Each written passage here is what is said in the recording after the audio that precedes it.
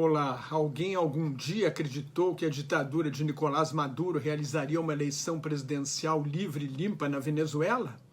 Presidente Luiz Inácio Lula da Silva e seu principal assessor de política internacional, embaixador Celso Amorim, ex-ministro das Relações Exteriores, indicaram que sim. Vamos ver o que dizem agora diante de uma nova farsa eleitoral na Venezuela. Depois de muita tensão da suspensão temporária da transmissão dos resultados aos centros de apuração e de ataques de encapuçados a lugares de votação, o Conselho Nacional Eleitoral da Venezuela anunciou na madrugada desta segunda-feira a vitória do ditador Nicolás Maduro. Com 80% das urnas apuradas, supostamente, Maduro teria recebido mais de 5.150.000 votos, 51,2% contra 4 milhões e meio, 44,2% para o oposicionista Edmundo Gonçalves. É mais uma eleição fraudada pela ditadura chavista. O Conselho Nacional Eleitoral denunciou ainda um suposto ataque que chamou de terrorista contra o sistema de transmissão de dados eleitorais. No discurso da vitória, o ditador afirmou que o regime já sabe quem são os responsáveis numa clara ameaça aos líderes da oposição, especialmente a ex-deputada Maria Corina Machado, que foi impedida de concorrer depois de vencer uma eleição prévia dos oposicionistas. As pesquisas de boca de urna são proibidas na Venezuela, mas foram realizadas mesmo assim e apresentaram resultados totalmente diferentes antes da divulgação do resultado oficial, num sinal de que os dois lados iam cantar a vitória. Às 18 horas, 6 da tarde, pela hora local, 7 da noite em Brasília, a empresa Edison Research anunciou, depois de entrevistar 9.846 eleitores em 100 locais de votação, que 65% votaram em Gonçalves e 31% em Maduro. Mais cedo, ao meio-dia, a agência Interlaces, ligada ao regime venezuelano, declarou que 61,5% dos eleitores haviam votado, 54,6% no governo e 42,8% na oposição. O Instituto de Pesquisas Mega Análises contestou esses números, dizendo que às 11 horas só 41% haviam votado, 65,3% em Gonçalves e só 13,1% em Maduro. A oposição acusou a ditadura de negar acesso aos locais de votação e ao Conselho Nacional Eleitoral para poder fiscalizar a apuração. Um homem morreu e outras 2 pessoas foram feridas quando encapuçados atacaram cidadãos que faziam vigília no centro de votação John Kennedy, em Guácimos, no estado de Táchira. Os governos de ultradireita, direita e centro-direita da Argentina, do Uruguai, do Equador, do Paraguai, do Peru, do Panamá, da Costa Rica e da República Dominicana, e o governo de esquerda do Chile, exigiram que os fiscais tenham acesso às atas de votação e que o resultado seja respeitado. A Colômbia também pediu respeito ao resultado. O presidente chileno, Gabriel Boric, comentou que os números divulgados pelo regime são difíceis de acreditar. Maduro, de 61 anos, foi motorista de ônibus e líder sindical antes de entrar na política, no movimento que pedia a liberdade do coronel Hugo Chávez, preso depois de liderar uma tentativa de golpe contra o presidente Carlos Andrés Pérez em 4 de fevereiro de 1992. Chávez foi anistiado e pôde concorrer à presidência. Maduro, o herdeiro político do caudilho Hugo Chávez e do seu socialismo do século XXI, que arruinou a economia da Venezuela. Chávez ganhou a eleição de 1998, 6 anos depois do golpe fracassado. Maduro foi deputado constituinte, presidente da Assembleia Nacional, ministro do Exterior e vice-presidente. Chávez foi reeleito em 2000, 2006 e 2012, mudou a Constituição para se perpetuar no poder e morreu de câncer em 5 de março de 2013. Foi sucedido por Maduro, seu vice-presidente, por indicação do ditador cubano Fidel Castro, quando se esperava que o sucessor fosse o que era considerado o número 2 do regime, Diosdado Cabello.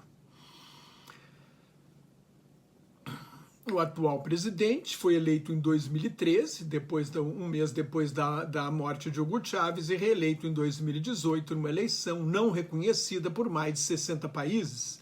As últimas eleições democráticas realizadas na Venezuela foram em 6 de dezembro de 2015, quando a oposição conquistou maioria de 2/3 na Assembleia Nacional, uma supermaioria que lhe dava o quórum necessário para reformar a Constituição. O regime recorreu à Corte Suprema, dominada pelo chavismo, desde que Chávez aumentou o número de juízes da Suprema Corte e encheu-a com aliados submissos, depois da aprovação da Constituição Bolivarista da Venezuela em 1999. As eleições de 5 deputados, quando a oposição tinha maioria na Assembleia Nacional, foram anuladas e a oposição perdeu a supermaioria. Em 2017, Maduro convocou uma Assembleia Constituinte, eleita por um sistema eleitoral especialmente fabricado, em que cada cidade tinha direito a 1 voto e as grandes cidades a 2, em mais uma farsa eleitoral.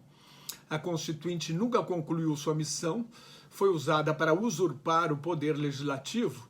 Como a reeleição de Maduro não foi reconhecida internacionalmente, a oposição declarou a vacância do cargo e elegeu o presidente da Assembleia Nacional, Juan Guaidó, como presidente interino. Guaidó foi reconhecido por mais de 60 países, entre eles o Brasil, mas não conseguiu chegar ao poder porque as Forças Armadas Nacionais Bolivaristas são cúmplices da ditadura de Maduro, que faz um governo desastroso. Com a crise do petróleo de 1973 e a alta dos preços do produto, a Venezuela tinha a maior renda por habitante da América Latina. Quando Chávez foi eleito, em 1998, era a segunda maior, atrás apenas da Argentina. Hoje está em 23º lugar, na frente apenas de Honduras, da Nicarágua e do Haiti. A Venezuela tem a menor renda per capita, a menor renda média por habitante da América do Sul. De 2013 a 2018, o produto interno bruto caiu mais de 50%. A produção de petróleo, que era de 3.230.000 barris por dia em 2008, baixou para menos de 660.000 barris por dia em 2020. A inflação superou 63.000% ao ano em 2019 e hoje é estimada em 150% ao ano. Desde 2014, 7.700.000 venezuelanos fugiram do país.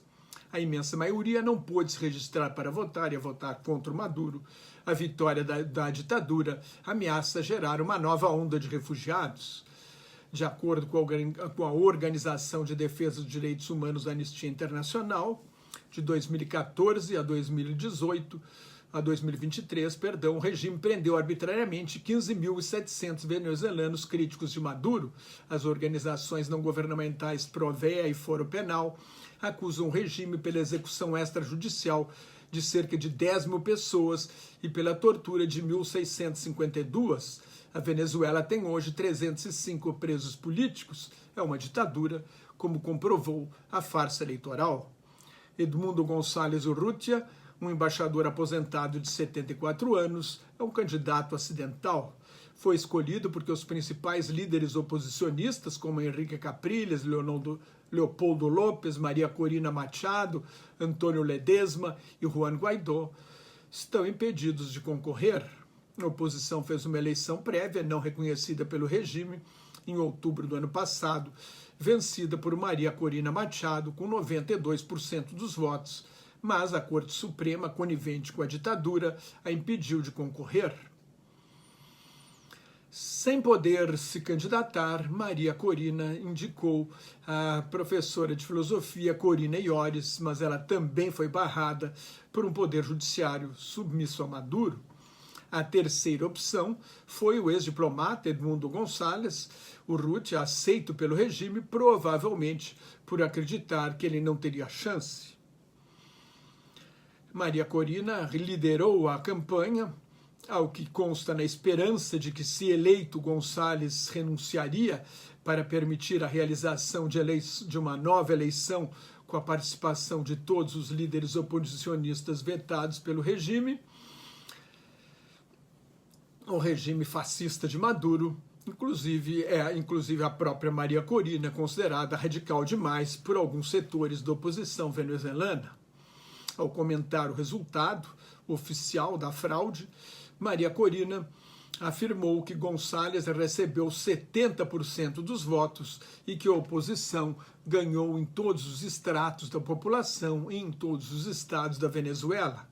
Ela rejeitou a acusação de que a oposição atacou o sistema eleitoral de transmissão de dados, alegando que nós, oposicionistas, somos maiores interessados na transmissão desses dados.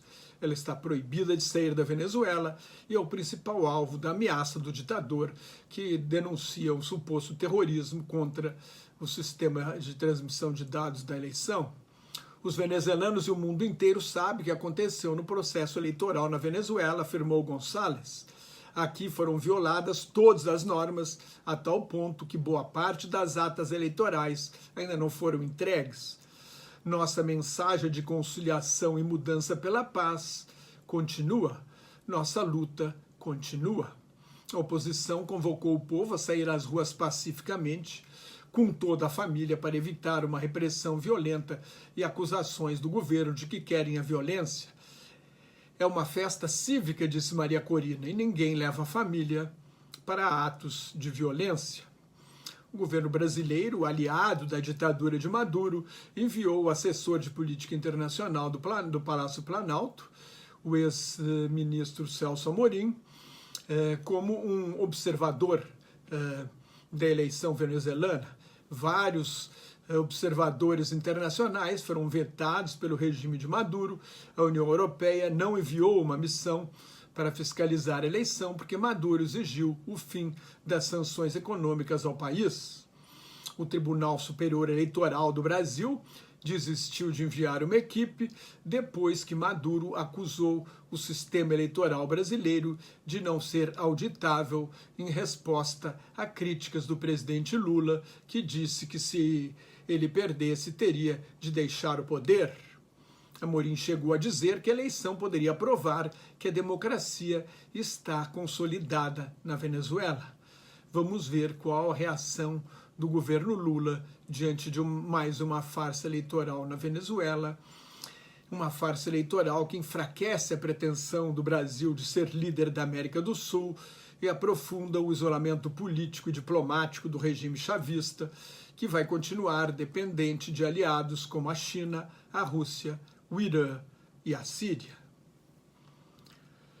Se você gostou, assine meu canal no YouTube, que é de graça, leia o meu blog, Globalização em Crise, me siga no Twitter, no Instagram, no Thread, no LinkedIn e no Facebook, onde colaboro com o Grupo Quarentena News. Muito obrigado pela sua atenção. Até mais. Tchau.